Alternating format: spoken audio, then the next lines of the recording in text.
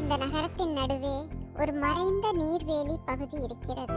அங்கிருந்தே ஒரு சின்ன வெள்ளி பூனை குட்டியும் ஒரு நாய் குட்டியும் தங்கள் சிறிய உலகத்தில் மகிழ்ச்சியுடன் விளையாடிக் கொண்டிருக்கின்றனர்.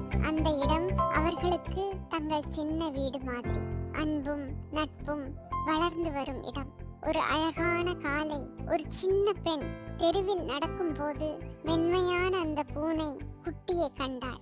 அவள் அதனை மிகவும் பாசத்தோடு தன் அணையில் ஏற்றுக்கொண்டாள்.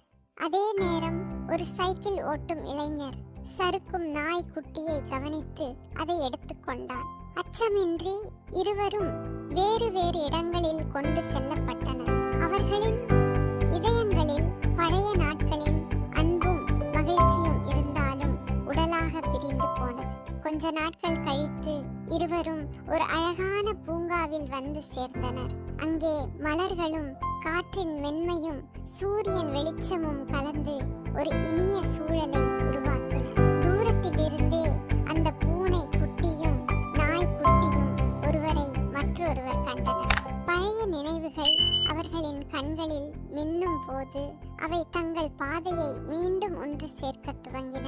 அந்த சந்திப்பு ஒரு மந்திரம் போல இருவரும் ஆழ்ந்த நட்பின் மகிழ்ச்சியை பகிர்ந்து கொண்டனர். இந்த கதை நம்மை நினைவூட்டுகிறது.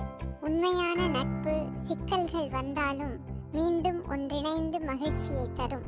இந்த சிறிய பயணத்தை கேட்டு உங்கள் இதயம் சிறிது மகிழ்ச்சியையும் நம்பிக்கையையும் அனுபவிக்கட்டும். உங்கள் மதிப்புமிக்க நேரத்திற்கு நன்றி.